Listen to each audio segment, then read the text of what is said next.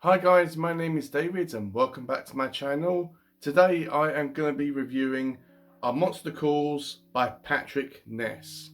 And before I even read this story, there was some interesting backstory to it. There was originally, I'm not sure if she was a writer or not, but there was this lady called Siobhan Dode. Hopefully I've said her surname right. And at the bottom it says original idea by Siobhan. And at the start of this book, it does actually say that she had the idea for this story, but I think she was supposed to write it, but she tragically died or something along them lines. And then Patrick came along and got her idea and wrote a novel based on that very idea. That's my understanding about what Siobhan and Patrick did with this novel.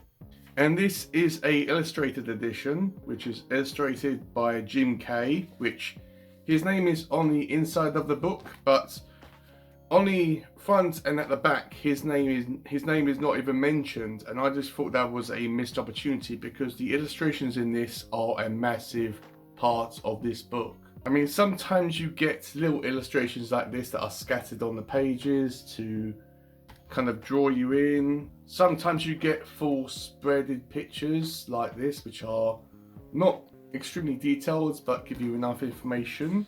Sometimes they have got one illustration on one page and then on the other page it's surrounded by all these illustrations, as well as something like that as well. And then it has ones like this.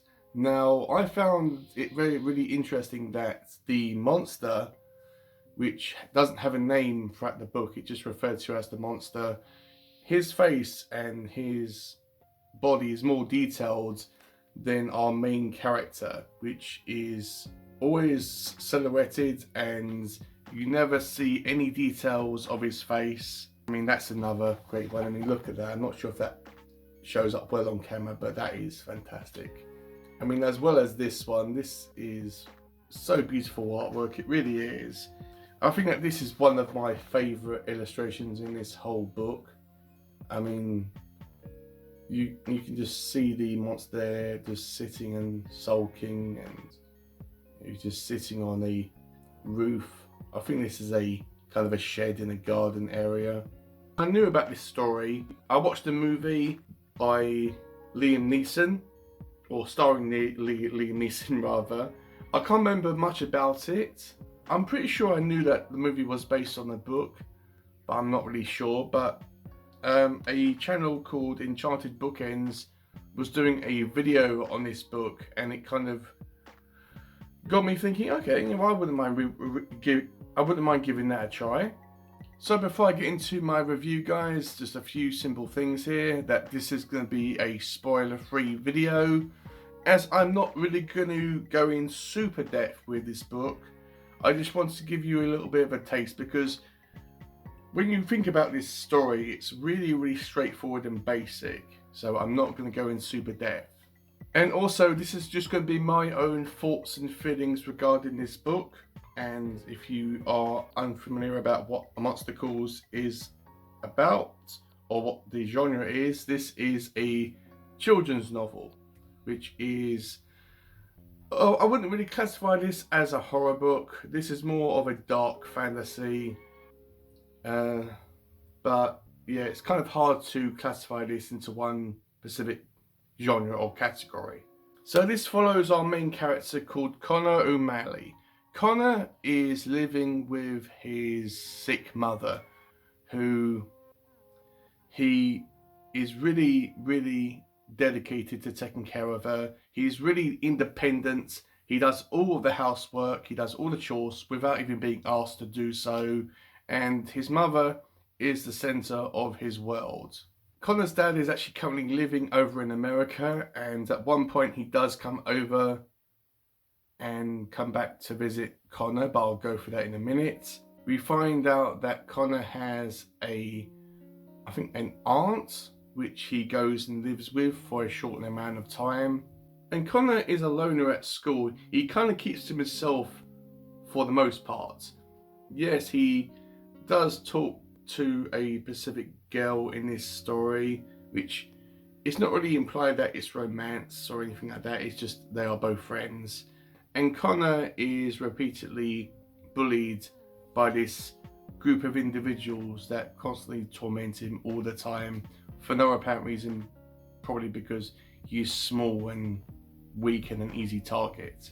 So one day, this giant tree that's in the middle of this cemetery that's actually near Connor's home transforms into this massive humanoid tree monster.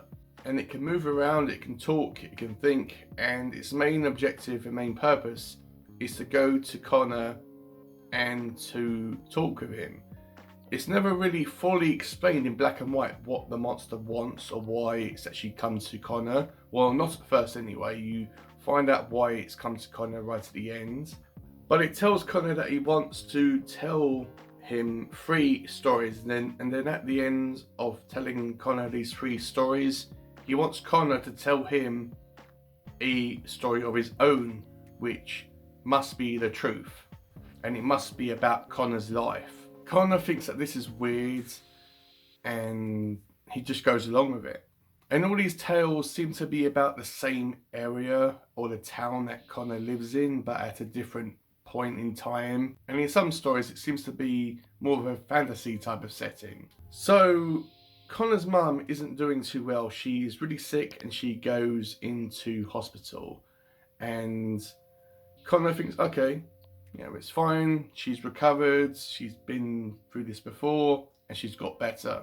And then he goes and lives with his aunt. I'm pretty sure it's his aunt. It's either his aunt or his grandmother. And he stays there for a short amount of time. And then everyone, including her and Connor's teachers and everyone around him, seems to be acting really, really strange, like he's made of glass, and giving the impression that something is going to happen with Connor's mother.